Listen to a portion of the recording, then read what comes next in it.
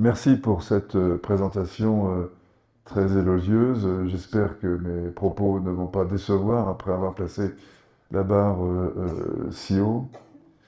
Je commencerai par dire quelques mots, mais quelques mots seulement, parce que l'essentiel a été dit, des choses ont été dites ici, et puis avec le temps, on a eu l'occasion d'entendre beaucoup de choses sur la guerre de Gaza. Donc, je donnerai quelques éléments d'appréciation à partir de disons, de mon expérience, de mon poste d'observation euh, à Médecins sans frontières, et j'aimerais ensuite aborder la question que on entend souvent poser aujourd'hui sur le changement de régime comme résultat de ces guerres. C'est une question qui est d'autant plus importante qu'elle est effectivement dans l'actualité, mais qu'elle résonne avec ce que nous venons d'entendre à l'instant sur le Liban, d'excellente synthèse historique contemporaine sur l'histoire tragique de ce pays au cours de ces, disons, 40 dernières années. Il a été rappelé que en 82, l'invasion du Liban par Israël, qui se fondait d'ailleurs sur un prétexte totalement futile, hors de proportion, qui était l'assassinat de deux agents, un agent du Mossad et un agent de la CIA au demeurant, à Londres, si je me souviens bien. Je parle souvent de contrôle, madame, je ne suis plus tout à fait certain de cela, mais il me semble que c'est bien de cela qu'il s'agissait. Donc c'était des gens qui étaient en fait pratiquement des militaires, enfin des agents de puissance en train de mener une guerre contre les Palestiniens. Ils se font assassiner sur une terre étrangère. Ça n'est pas exactement conforme aux lois de la guerre. Ça n'est pas non plus quelque chose de totalement scandaleux dans la mesure où il s'agit bien de gens qui meurent dans le cadre d'un conflit et qui ne sont pas des éléments marginaux de ce conflit.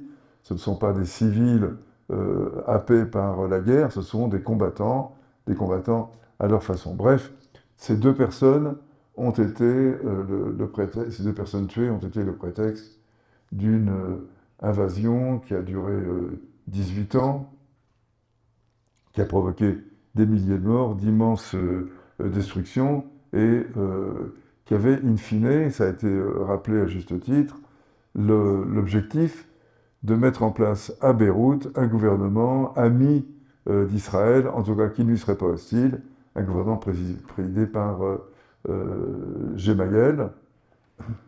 Et le résultat n'a pas été qu'un gouvernement chrétien ami d'Israël a été installé. Le résultat a été essentiel. Le résultat principal a été la création du Hezbollah. Et je signale au passage d'ailleurs qu'il y a quelque chose de frappant, et que ces interventions internationales destinées à améliorer la situation d'un certain point de vue, Israël veut, entre guillemets, pacifier sur un mode colonial, évidemment, le terme d'ailleurs vient du lexique colonial. Israël veut pacifier le Liban à sa façon et créer une entité combattante extrêmement puissante, extrêmement efficace. L'essentiel a été dit sur cette entité. Elle n'est pas acceptée par tous les Libanais. Elle n'est même pas acceptée aujourd'hui par tous les chiites libanais. Il n'en reste pas moins que ça a été la force de résistance à l'occupation et que cette légitimité-là est en train de lui gagner de nouveaux soutiens, et probablement également en dehors des milieux chiites, c'est-à-dire pas seulement des soutiens communautaires. Et cette milice très violente, qui est évidemment très puissante, militairement très active, armée et entraînée par l'Iran, est d'abord le résultat de cette attaque et de cette occupation israélienne. Et ça m'évoque une autre attaque et une autre occupation, qui est celle tout à fait contemporaine d'ailleurs, de l'Afghanistan par l'armée rouge en 1979.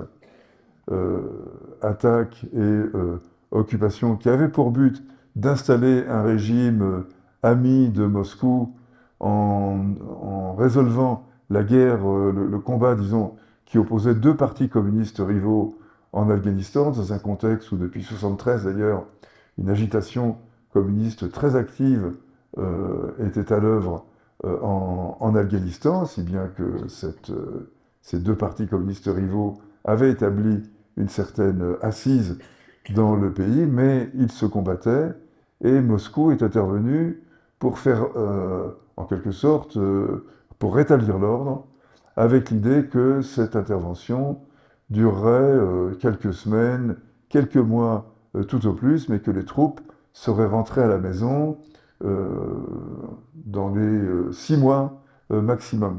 C'était l'idée qu'ils en avaient. Cette guerre a duré 10 ans, a fait probablement quelque chose comme 1 million de morts, des millions de déplacés internes, c'est-à-dire des réfugiés à l'intérieur de leur propre pays, et des millions de réfugiés également. Et par ailleurs, enfin, si l'on peut dire par ailleurs, Al-Qaïda est né dans les décombres, dans les ruines provoquées par cette invasion et cette occupation.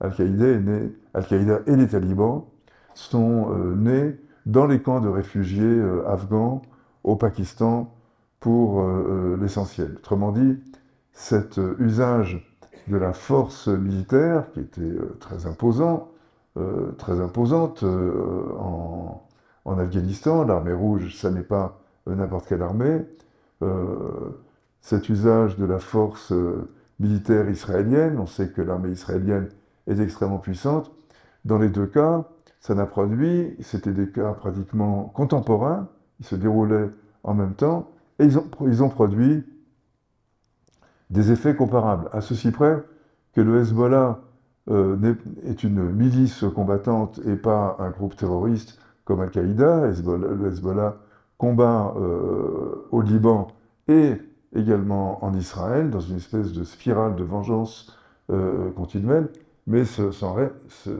reste limité à ce territoire-là, tandis qu'Al-Qaïda, comme on le sait, avait une vocation internationale. Il ne reste pas moins que leur point commun, c'est une certaine radicalité se réclamant de l'islam, enfin en tout cas d'une certaine conception de l'islam, de la même manière que Daesh et l'organisation État islamique est née dans le contexte de l'attaque et de l'occupation de l'Irak en 2003, en se situant dans une sorte de scission d'extrême droite, enfin c'est comme ça en tout cas qu'il me semble judicieux de la caractériser, une scission d'extrême droite de Al-Qaïda.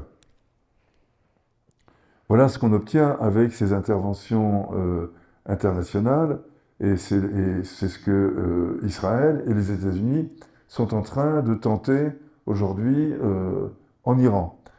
J'ai dit Israël et les États-Unis, j'ai peut-être tort de les associer, car un des traits caractéristiques de cette nouvelle guerre au Proche-Orient, c'est que si on a bien compris, ou on peut comprendre assez aisément, quels sont les objectifs israéliens, les objectifs américains, eux, sont beaucoup plus vaseux. On ne cesse d'entendre des commentaires insistant sur les contradictions d'une déclaration à l'autre. Trump, soit ne sait pas ce qu'il veut, soit essaye de tromper tout le monde. Moi, j'ai plutôt l'impression qu'il ne sait pas exactement ce qu'il veut et que c'est le dernier qui a parlé qui emporte sa conviction, ce qui, d'une certaine manière, est plus inquiétant encore que s'il avait un dessein caché, dissimulé derrière des déclarations contradictoires.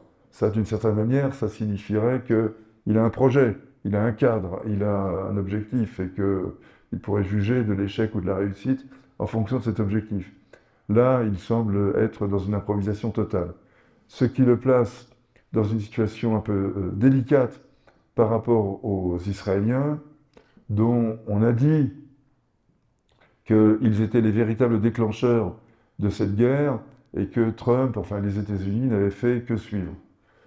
Moi, je ne sais pas si ça me paraît plausible, mais plausible d'un point de vue israélien, plus délicat à accepter d'un point de vue américain, mais quoi qu'il en soit, c'est le président des États-Unis, le commander-in-chief, qui a donné l'ordre à l'armée américaine d'intervenir, et d'un point de vue politique, d'un point de vue historique, d'un point de vue moral, si j'ose dire, c'est lui qui en est le responsable, naturellement. Ce ne sont Les Israéliens sont responsables de ce qu'ils font et les Américains de ce qu'ils font. Évidemment, d'un point de vue américain, c'est quand même problématique.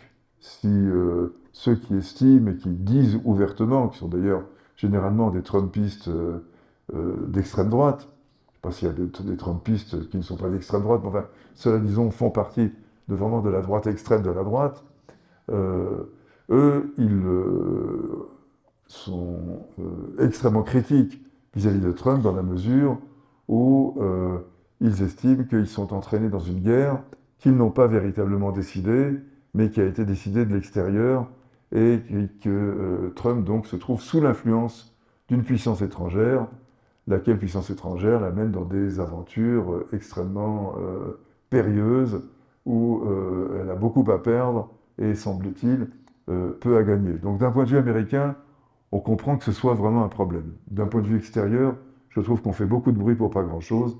Les Américains sont partis en guerre une fois de plus dans leur histoire. Les Américains n'ont pratiquement jamais cessé de faire la guerre.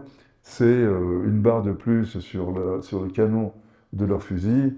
Et c'est tout. Quels qu'ils étaient les éléments déclencheurs de cette guerre. Mais j'en reviens à mon propos. L'objectif clairement énoncé des Israéliens, c'est le changement de régime, comme on est convenu de dire, en traduisant la formule anglophone, regime change. Le changement de régime en Iran, tel est le but explicite de Netanyahou, but qu'il affirme et qu'il poursuit depuis des décennies, au moins, disons, depuis une bonne trentaine d'années, depuis la fin des années 90, lorsqu'il a été élu Premier ministre d'Israël, donc dès 96, et qu'il a désigné l'Iran comme une menace existentielle qui pesait sur Israël.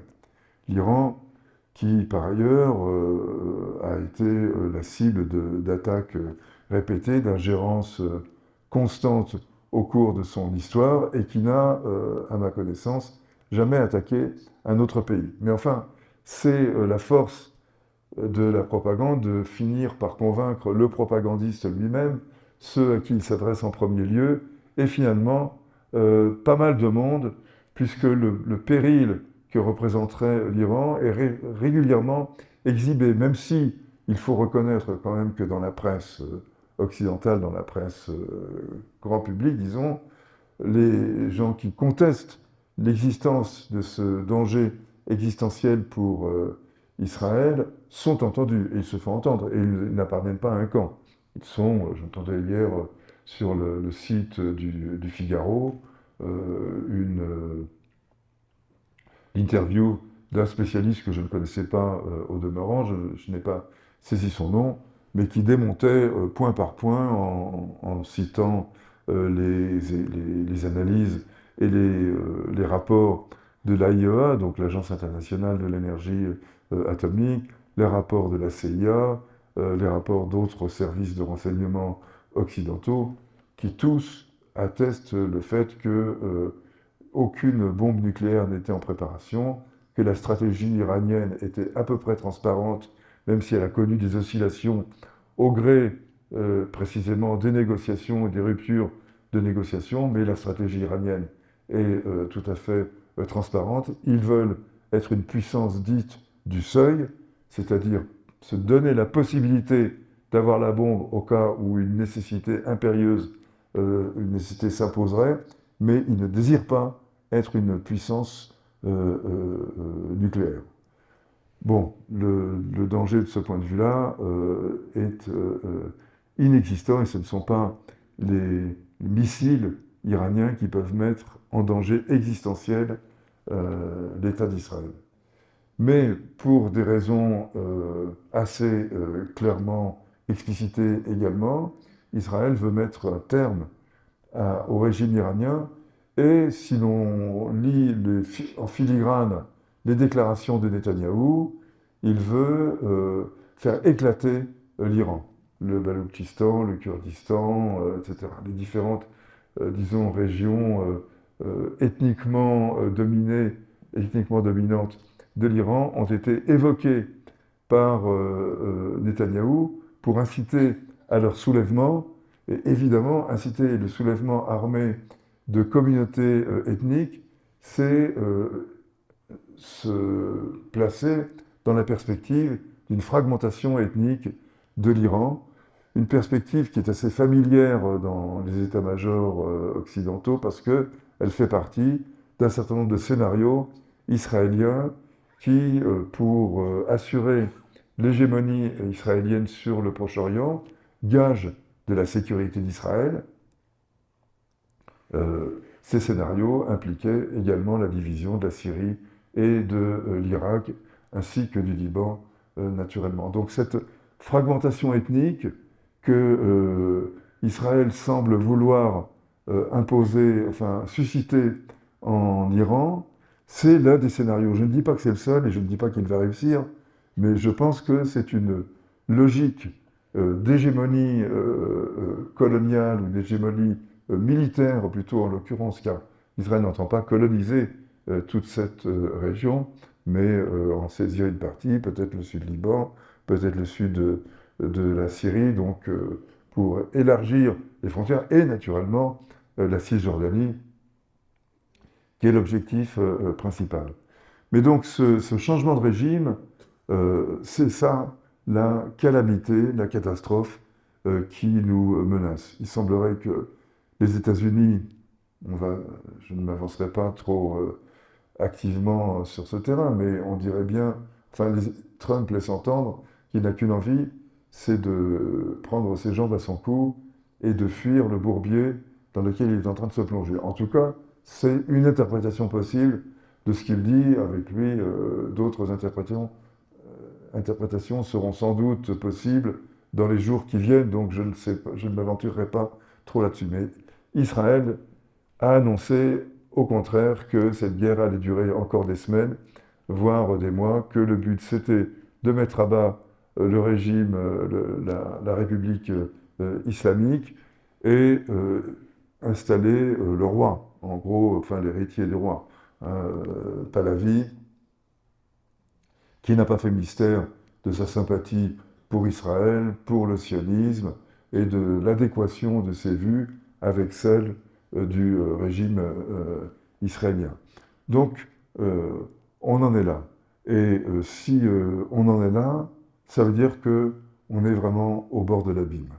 Je suis désolé, hein, ce soir, je n'ai vraiment aucune bonne nouvelle à partager depuis cette estrade. Ce n'est pas le plaisir de noircir le tableau, c'est la noirceur de ce tableau qui m'envahit, qui m'obsède depuis un certain temps. Cette guerre, donc, ne va pas se terminer. Et je voudrais là dire quelques mots d'un travail que j'ai fait il y a quelques années sur ce type de situation. Les interventions visant, enfin disons les interventions dites se réclamant de la notion de la guerre juste. Hein, c'est un petit livre que j'ai publié en 2018, donc il y a 8 ans maintenant, qui était suite à une réflexion à partir de la guerre de Libye, la guerre enclenchée par la France et le Qatar en Libye.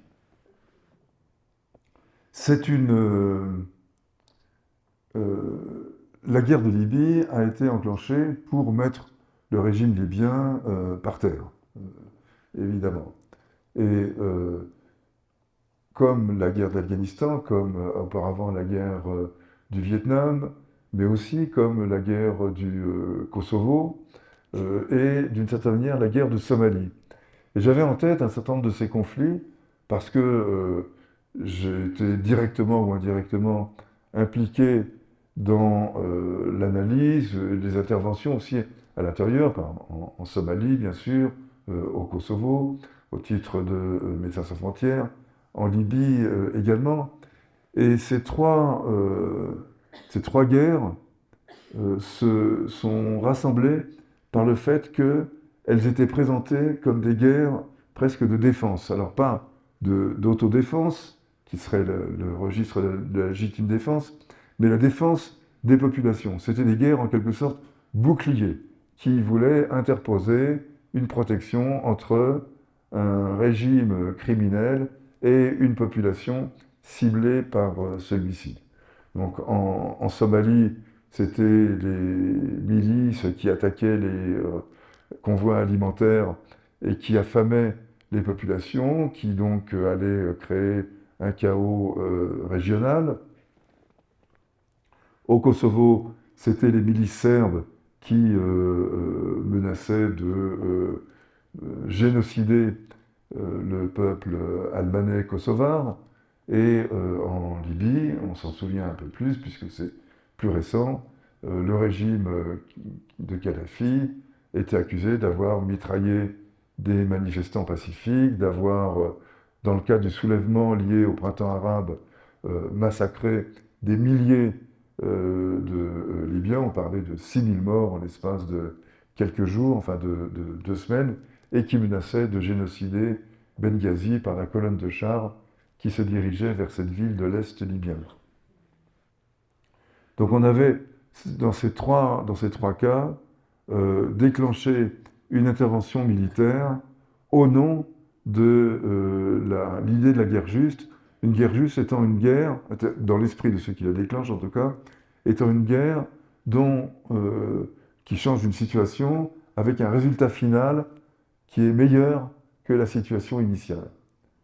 Et après tout, on peut considérer que si une guerre est déclenchée dans ce but-là, pour protéger une population et installer un régime qui soit plus ouvert à la libre expression de cette population, ça pourrait être moralement défendable. Après tout, tout le monde n'est pas un pacifiste, et l'usage de la force dans le but d'installer le droit, c'est un registre qui est tout à fait entendable. Encore faut-il que l'on puisse établir une relation entre l'usage de la force et le règne du droit. Or, c'est tout le contraire qui se produit, et de façon empirique, on peut tirer une loi que l'usage de la force aggrave les problèmes qu'elle entend régler, à la place donc de les résoudre.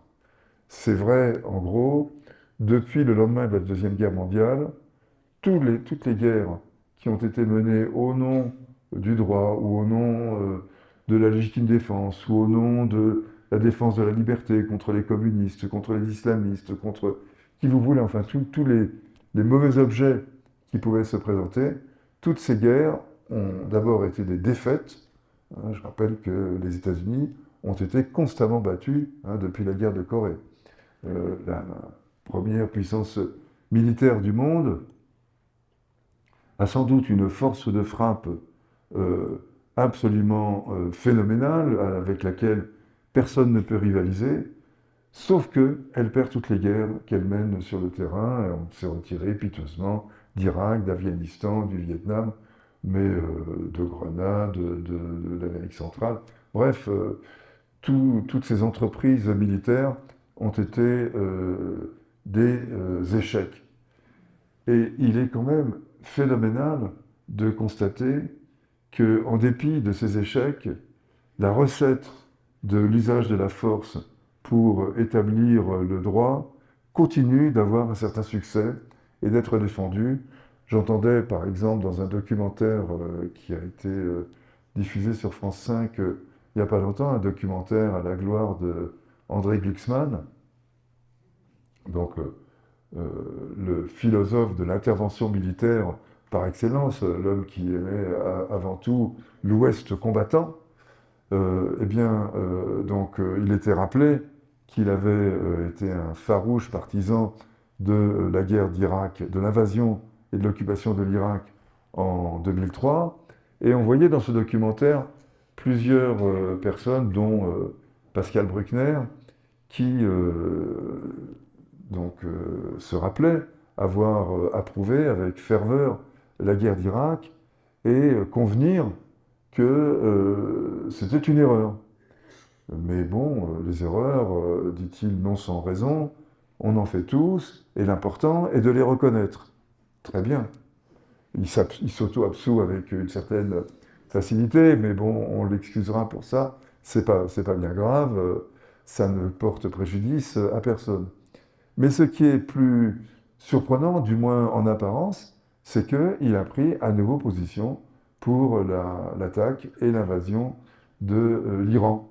Donc ce qui n'était pas bon, enfin ce qu'il a reconnu comme étant négatif, comme étant erroné pour l'Irak, il l'oublie dans un mouvement qui est pratiquement instantané et il l'applique à l'Iran puisqu'il ne fait pas de doute pour lui. Il a eu l'occasion de s'exprimer là-dessus dans les médias publics, donc je ne trahis aucun secret.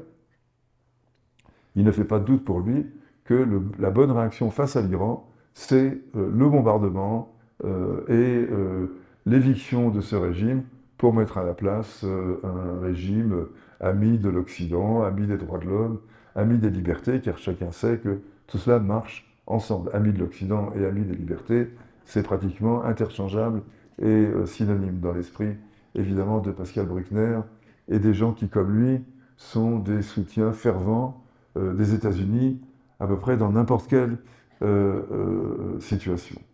Voilà, donc ces guerres, elles sont caractérisées par le fait qu'elles se réclament de la notion de guerre juste qui a été élaborée au XIIIe siècle par Thomas d'Aquin, dit Saint Thomas, et il est frappant de constater que les critères qu'il avait élaborés sont encore pratiqués, sont encore utilisés aujourd'hui. Et par exemple, la responsabilité de protéger, qui est ce document, cette nouvelle norme, disons, adoptée par les Nations Unies en 2005, à l'occasion de leur 60e anniversaire, la responsabilité de protéger, qui ouvre la possibilité pour les Nations Unies de déclencher une action de force lorsque, dans un pays, on constate que se déroulent des crimes de guerre, des crimes contre l'humanité, une purification ethnique ou un génocide. Ce sont les 4 situations qui sont prévues par la responsabilité de protéger comme justification d'une intervention sous contrôle du Conseil de sécurité. Eh bien, dans le document qui justifie cette décision, la notion de guerre juste est presque explicitement employée dans la mesure où les critères de la guerre juste sont explicitement évoqués. Et ces critères, ils sont au nombre de 5. Il s'agit que ce soit une autorité légitime qui prenne la décision, donc en l'occurrence pour la responsabilité de protéger, c'est le Conseil de sécurité. Il s'agit que la cause soit juste, c'est-à-dire à l'époque de saint Thomas, défendre la chrétienté, à l'époque d'aujourd'hui, défendre les libertés, défendre les droits de l'homme. La troisième condition, c'est une intention droite, c'est-à-dire ne pas dissimuler derrière des termes avantageux un objectif qui serait fourbe, qui serait pernicieux, qui ne serait pas acceptable. Ça, ce sont, disons, les 3 critères d'ordre juridique qui sont mobilisés pour la guerre juste. Je les mets de côté, je ne les discute pas, ils ne sont pas inintéressants, mais ça n'est pas mon propos principal. Ce qui est plus intéressant, ce sont les 2 derniers critères qui sont, 1, avoir tenté toutes les médiations possibles de façon à éviter la guerre, donc avoir épuisé le registre diplomatique. Et la dernière condition, mais qui n'est pas la moindre, c'est escompter des chances raisonnables de succès. Et par chances raisonnables de succès, les exégètes de saint Thomas, et Thomas lui-même, et puis ceux qui défendent cette notion de guerre juste aujourd'hui, la résument de façon assez simple, dans les termes que j'ai dit précédemment, à savoir que la situation doit être préférable à la sortie qu'à l'entrée. C'est-à-dire moins de violence, plus de sécurité pour la population concernée. Et plus de sécurité au sens général du terme, c'est-à-dire ne plus subir de menaces de la part d'un pouvoir ou de la part de groupes armés qui pourraient être en situation de nuire. On peut considérer, enfin quand on regarde ces 5 critères, on je veux dire que ça a été très puissamment pensé, au point que 7 siècles plus tard, il continue de revêtir une certaine validité, à condition d'être modernisé, comme je le disais, la cause juste ou l'autorité légitime. Ça n'est plus le pape et la défense de la chrétienté, c'est le Conseil de sécurité et la défense des libertés. Mais ça reste quand même d'une certaine actualité. Et pour qui n'est pas intégralement pacifiste, c'est-à-dire considère qu'il y a peut-être des situations dans lesquelles il faut se résigner à l'usage de la force, et j'avoue que c'est mon cas, je ne suis pas intégralement pacifiste, peut-être parce que être juif d'origine centre-européenne, ça rend cette situation difficile, parce que mes grands-parents, etc., on aurait bien voulu qu'ils soient sauvés par la force. Donc, la Deuxième Guerre mondiale, en gros, les atrocités de la Deuxième Guerre mondiale, le nazisme et d'éventuels surgeons du nazisme, m'empêchent, tout en penchant vers le pacifisme, m'empêchent personnellement d'être totalement pacifiste, c'est-à-dire d'éliminer la possibilité du recours à la force. D'où cette interrogation sur les conditions dans lesquelles la force peut être et devrait être invoquée, et comment dire, et dans lesquelles cette grille d'analyse permettrait de se repérer par rapport à l'usage ou au non-usage de la force.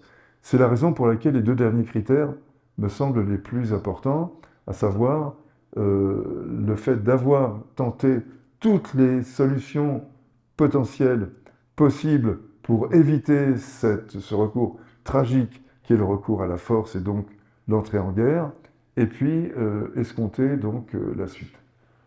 Aujourd'hui, qu'est-ce qu'on voit? On voit que dans le cadre de l'Iran, les négociations qui étaient en cours, qui selon tous les analystes sérieux, et cela dans le spectre politique le plus large, donc on voit bien que les préférences politiques ne sont pas vraiment mobilisées là. Toutes les analyses sérieuses, tous les experts sérieux indiquent qu'on était sur le point de trouver un accord tout à fait acceptable pour les différentes parties. L'Iran ne cherchant pas à devenir une puissance nucléaire et acceptant un certain nombre de compromis, les Américains également. Donc il y avait cette possibilité-là. Elle était brutalement interrompue. C'est la raison pour laquelle je pense que quand même la responsabilité israélienne d'un point de vue stratégique est probablement première là-dedans, même si l'autre pouvait refuser, naturellement. C'est bien l'obsession Netanyahou qui a tout cassé. Donc, les ressources diplomatiques, non seulement n'ont pas été épuisées, mais elles ont été brisées. D'ailleurs, je remarque que c'est une manie en Israël, enfin en tout cas chez les dirigeants israéliens, qui tuent méthodiquement tous les leaders qui sont susceptibles d'entrer dans une négociation, depuis Nasrallah jusqu'à Ismaël Haniyeh, en passant par les responsables iraniens. C'est donc, je pense que le hooliganisme est une espèce d'autre nom de la stratégie israélienne. Un hooliganisme très ciblé, très orienté, très cadré, si on peut dire. C'est un peu contradictoire avec le hooliganisme, mais ces méthodes de brutes, de voyous qui m'ont fait dire, et je l'assume totalement, qu'Israël est aujourd'hui le prototype même de l'État voyou, on en trouve une nouvelle expression dans cette guerre-là. Donc, l'épuisement des ressources diplomatiques n'est pas au rendez-vous. Ce sont les ressources diplomatiques qui ont été brisées et non pas tentées. Et puis, les chances raisonnables de succès, alors là, comme dans tout exercice qui se veut un peu rigoureux, on essaye de se référer à des situations qui ne sont jamais identiques, mais qui ne sont pas trop éloignées. Donc ces fameuses situations de guerre pour un changement de régime. Aucune, absolument aucune, n'a réussi, ou du moins quelques-unes sont proches d'avoir réussi, et elles nous indiquent en creux quelles sont les conditions qui permettent d'envisager une réussite. Les réussites, elles sont au nombre de 3, en fait. C'est le Libéria en 99, le Timor en 2000 et le Kosovo. Donc, avec des réserves chacune, je l'ai dit, mais on peut considérer que dans chacune de ces situations, la situation créée par l'intervention militaire a été préférable à l'intervention qui prévalait avant l'intervention militaire étrangère. Je reviens à mon critère de succès. Au Libéria, en Sierra Leone, pardon, je ne sais plus si j'ai dit Libéria avant, mais c'est Sierra Leone. En Sierra Leone, il s'agissait de défendre un régime en place, un gouvernement en place, contre les assauts d'une milice particulièrement efficace militairement, qui menaçait de le renverser, avec, à la suite de ce renversement, des violences qui pouvaient être, qui prendraient place de manière étendue, compte tenu de la nature de cette milice. On était à peu près certain de ce résultat. Des troupes de choc britanniques, les SAS, sont intervenues. Ça n'a pas fait beaucoup de bruit en France parce que c'était une affaire finalement entre Britanniques et Sierra-Léonais, mais enfin il y avait aussi des Français qui étaient plus ou moins impliqués. Et cette intervention a réussi. Cette force, disons, largement ethnique, enfin, oui, disons, allez, cette force ethnique a été battue et le gouvernement en place a été protégé. Et à vrai dire, il méritait plutôt d'être protégé parce que c'est un gouvernement qui a un comportement tout à fait acceptable. La Sierra Leone, grosso modo, c'est 2 millions d'habitants et un ou deux départements français. Critère démographique et territorial, enfin géographique, absolument fondamental. C'est-à-dire que le contrôle du territoire et de la population, le cas échéant, pouvait être assuré avec une force très minimale. La même chose vaut pour le Kosovo. Le territoire est réduit, la population est très limitée. Une force politique, j'ai oublié de le préciser, était disponible pour prendre le pouvoir au Kosovo, était disponible parce qu'elle était déjà au pouvoir en Sierra Leone. Donc il y avait une solution politique viable sur un territoire très limité avec une population très réduite. À chaque fois, on parle d'environ 2 millions de personnes, quoi, la taille d'un ou deux départements français. C'est exactement ce qui s'est passé également au Timor. Et là, en plus, il y avait une légalité internationale, puisque ce sont les Nations Unies qui avaient mandaté une force internationale dirigée par l'Australie, d'ailleurs, pour régler cette histoire. Et donc, les milices type OAS indonésienne qui faisaient régner la terreur au Timor ont été battues, chassées du Timor, et le gouvernement du Fretilin, qui était le front historique de libération du Timor, a été installé. Il est gouverné par un prix Nobel de la paix, et il a donc pris les rênes de ce petit pays, qui lui aussi est un territoire très limité, avec une population très limitée. Donc, ce sont des conditions très spécifiques. En creux, on devine que, enfin, on constate, on déduit que l'Iran, ce sont des conditions absolument contraires à cela. Comme c'était le cas pour la Libye, comme c'était le cas pour le Vietnam, comme c'était le cas pour l'Afghanistan, ou comme c'était le cas pour l'Irak.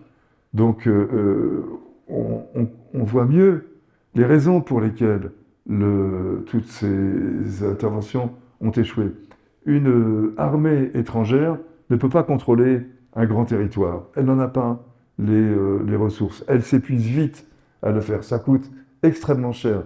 Ça coûte cher politiquement à l'intérieur, ça coûte cher financièrement, parce que l'entretien d'une armée en opération, surtout les armées modernes, c'est extrêmement coûteux. Et quand on n'a pas un pouvoir à installer immédiatement sous la main qui soit doté d'une certaine légitimité, ce sont toutes sortes de pouvoirs locaux qui se dressent contre vous. C'est ce qu'on a vu en Irak, c'est ce qu'on a vu à peu près partout. Donc on peut, sans grand risque de se tromper, parier que cette intervention ne va causer que plus de violence, que plus de drames, que plus de tragédies, avec évidemment, là pour conséquence que ce n'est pas comme un échec au Kosovo ou en Sierra Leone, c'est un échec dans une zone qui est stratégique pour l'économie mondiale, donc avec des répercussions fatales à peu près dans l'ensemble du monde.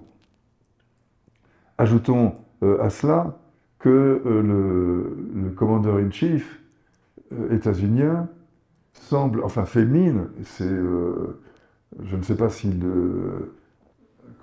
fait mine ou s'il dit sincèrement ce qu'il pense, mais dans les deux cas, c'est absolument tragique.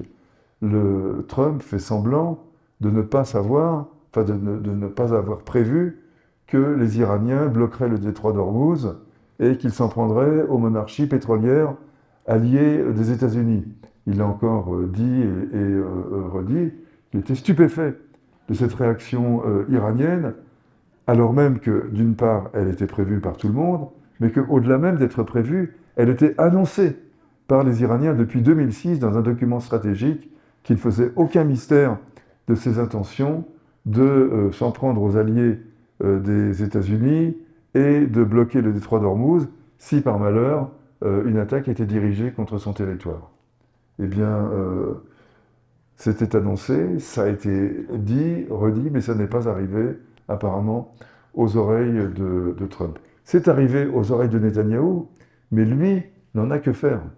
Et c'est là que la situation devient vraiment problématique. Parce qu'on pourrait supposer que les Américains décident de se retirer rapidement, vu le caractère improvisé, amateur, désastreux de leur intervention. Mais ce n'est pas le cas des Israéliens qui, eux, ont des plans prévus de longue date et qui, d'une certaine manière, savent ce qu'ils font. Moi, je suis, en mon fort intérieur, absolument convaincu, comme d'ailleurs d'autres, qu'ils courent à leur perte, qu'Israël est dans une situation de suicide au ralenti depuis plusieurs années et que tout cela ne fait que s'accélérer. Que le sionisme, qui était déjà une idéologie coloniale, est devenu une idéologie totalement folle, et que leur obsession de ne vivre désormais que par le glaive, que par la force, que par la terreur qu'ils inspirent, c'est-à-dire finalement de vivre avec la haine répandue, disséminée tout autour de son territoire, cette façon de vivre-là est sans avenir. Donc je pense, sous une forme ou sous une autre, je ne sais pas évidemment laquelle, et j'espère que ce sera le moins sanglant possible, mais en tout cas, je pense que Israël court à sa perte dans cette folie, dans cet emballement militaire qui caractérise toutes ces réactions. Israël ne voit autour de lui que des clous, donc utilise son marteau pour les enfoncer. C'est à peu près comme ça qu'on peut résumer, je pense, la situation. Nous allons tous, dans le monde et en Europe en particulier, en payer le prix, et c'est ça qui rajoute au caractère lamentable de cette situation. Je ne m'étendrai pas sur le Liban parce que ça a été déjà dit, mais je veux simplement rappeler, parce que je ne crois pas que ça a été évoqué directement, que dans la bouche d'un certain nombre de leaders, peut-être pas de tous, non, certainement pas de tous, mais il faut faire du Sud-Liban, c'est-à-dire la partie entre le fleuve Litanie et la frontière avec Israël, il faut faire un nouveau Khan Younes, c'est-à-dire un tas de décombres. Donc aplatir à peu près tout. C'est ce que les Israéliens sont en train de faire en ménageant quelques toutes petites habitations ou des petits villages ici et là, peut-être druzes et chrétiens, je ne sais pas, mais en tout cas en infligeant, comme c'est son habitude désormais, une punition criminelle, collective à la population du Sud-Liban et en envoyant un message clair, ce n'est plus chez vous ici, puisque nous avons tout cassé, vous n'avez plus de chez vous, débrouillez-vous dans le nord du Liban, partez où vous voulez, les pays arabes sont nombreux, ils sont peu peuplés, vous pouvez y aller. Ça, c'est le fond stratégique israélien. Il y a 22 pays arabes, 100 millions de kilomètres carrés, il y a largement de la place pour tous les Arabes, qu'ils s'y regroupent et qu'ils ne viennent pas nous embêter dans nos frontières et dans notre pourtour immédiat. Ça, c'est une sorte enfin, c'est pas un impensé, c'est une pensée stratégique, mais c'est une espèce de fond stratégique assez largement partagé en Israël, et en tout cas dominant chez les stratèges. Voilà, donc que faire dans ces conditions-là? Ben, on pourrait espérer que l'Europe réagisse enfin. Certains frémissements laissent entendre que ça pourrait peut-être arriver. Je ne sais pas, je ne connais pas suffisamment les arcanes de la politique européenne pour avoir une idée argumentable sur cette question.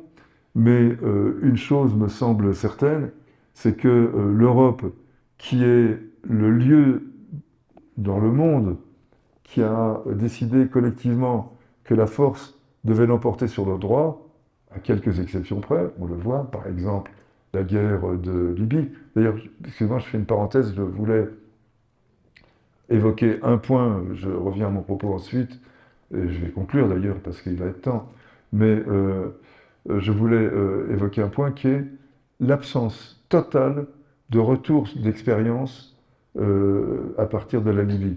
Par retour d'expérience, je ne veux pas dire les retours d'expérience militaire, ils appellent ça des rétex, et les militaires sont très forts, et je dis sans ironie, ils sont très sérieux dans ce domaine. Ils tirent des leçons de l'expérience, leur propre expérience et l'expérience des autres. Je le sais pour avoir participé à quelques-uns de ces rétex, j'étais assez positivement impressionné par le sérieux avec lequel ces choses sont faites. Mais en France, au niveau politique, il n'y a eu aucun rétex.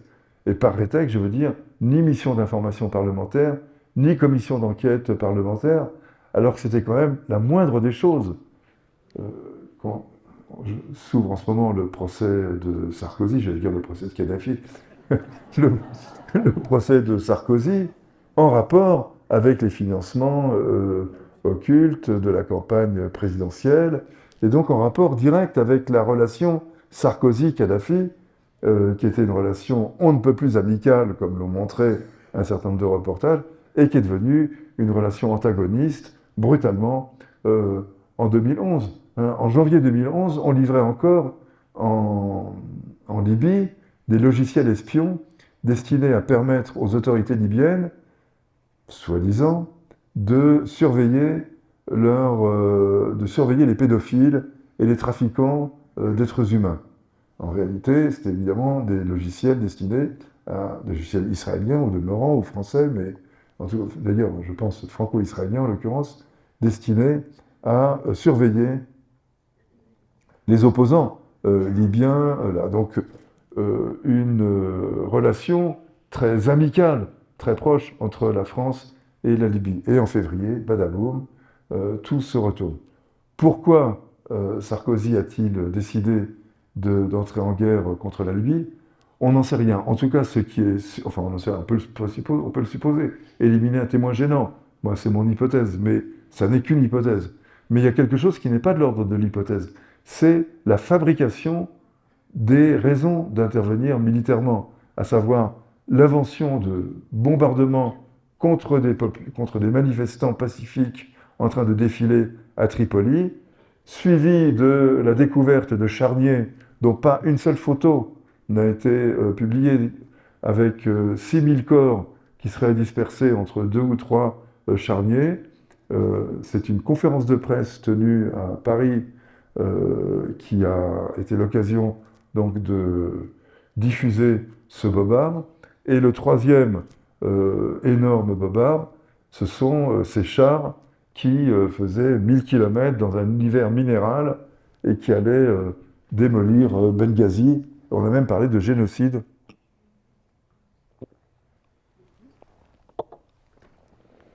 De génocide de la population de Benghazi. Et c'est cela qui a déclenché donc l'intervention.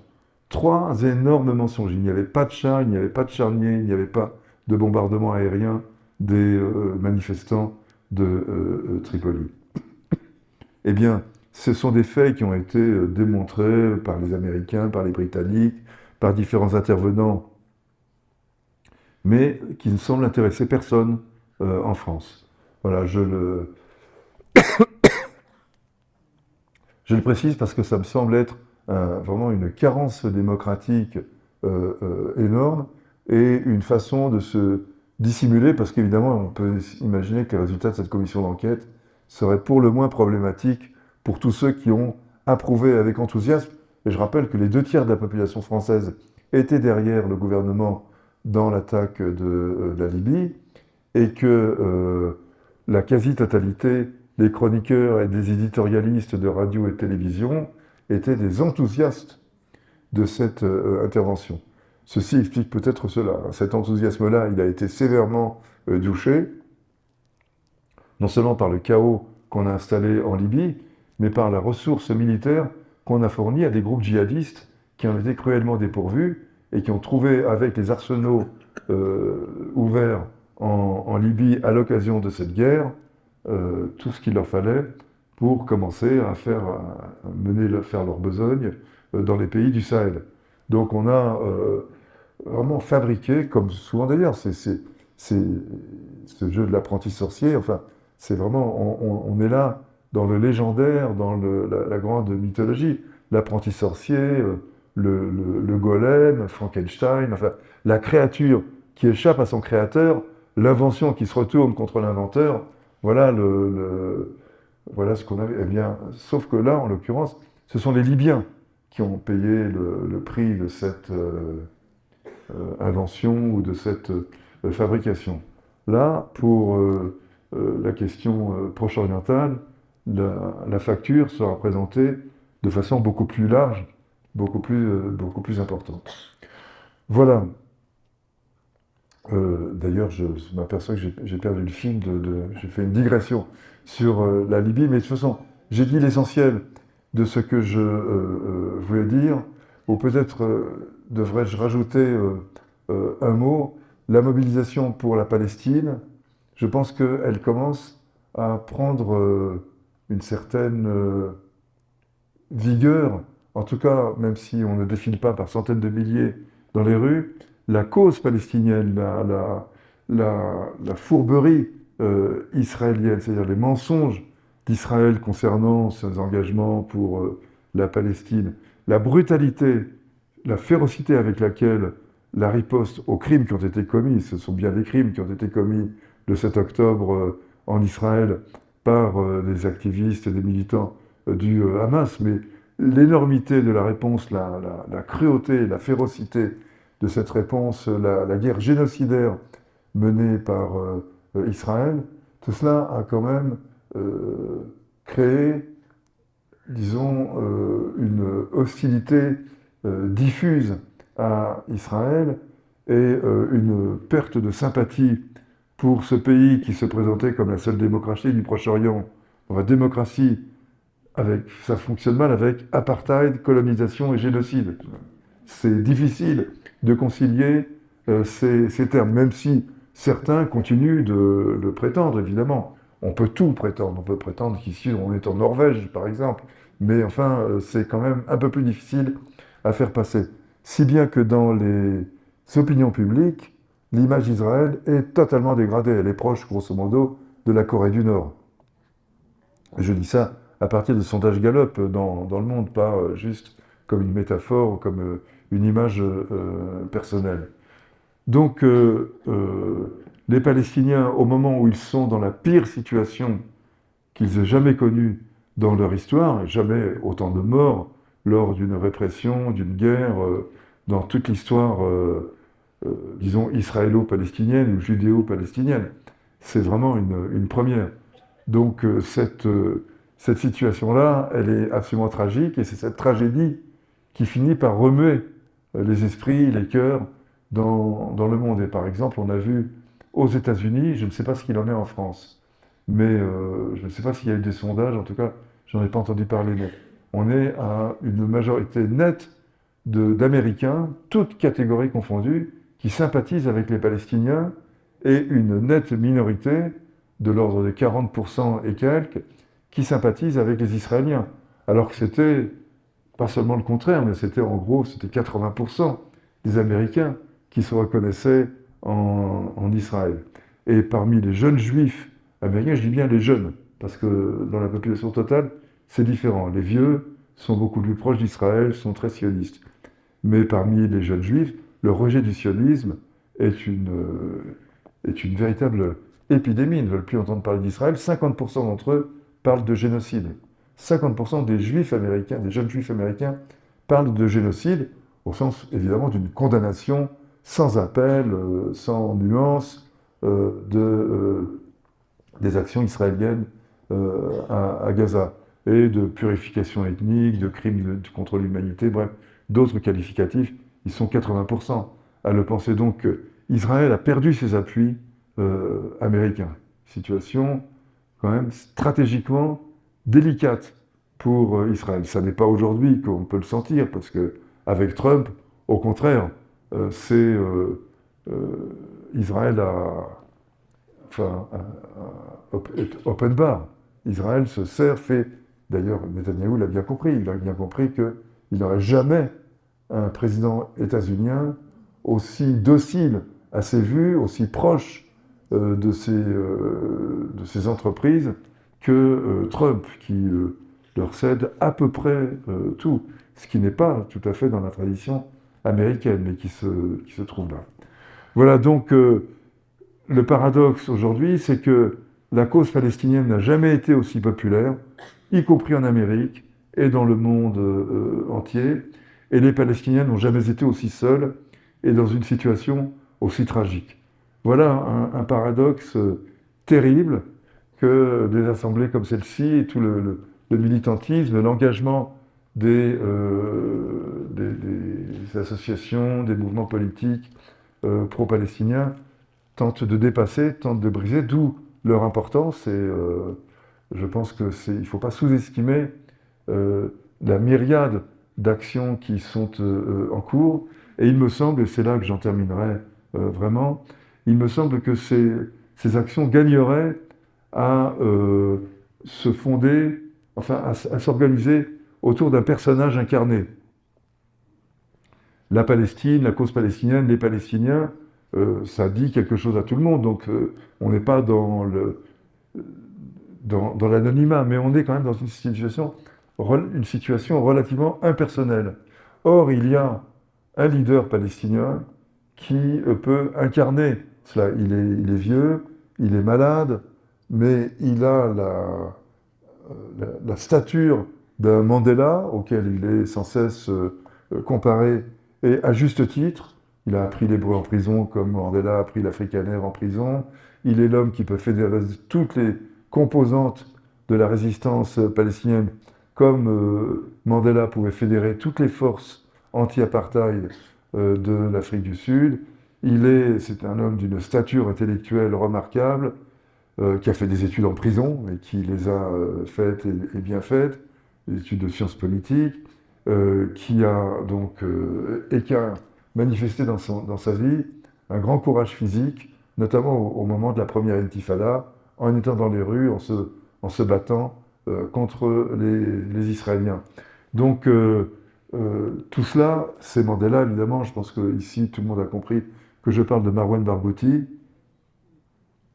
Il est en prison, il a été à nouveau torturé, maltraité, détenu au secret, et je trouve vraiment dommage que son nom ne soit pas plus présent dans la presse, dans les manifestations, sur les banderoles, etc. Donc, si je peux terminer par une incitation, une suggestion, un encouragement, c'est de mettre le nom et le portrait de Marwan Barghouti sur les banderoles, dans les tracts, dans les déclarations de presse, dans les communiqués de presse, car je pense que cela servirait, même si Barghouti n'est pas l'homme providentiel, c'est toujours suspect, il ne faut pas trop miser là-dessus. Mais tout de même, il y a des circonstances dans lesquelles un visage, une voix, une pensée qui s'incarnent peuvent jouer un rôle important. Et Barghouti de cela. C'est probablement, en dépit des 4 condamnations à perpétuité qui l'ont condamné pour terrorisme, chacun sait que ce sont des accusations bidons, que c'est un procès de Moscou qui lui a été intenté. Bref, c'est une ressource de mobilisation extrêmement importante et je pense qu'il faut l'utiliser plus que nous ne le faisons généralement. Voilà, j'en ai terminé. Je vous remercie de votre attention.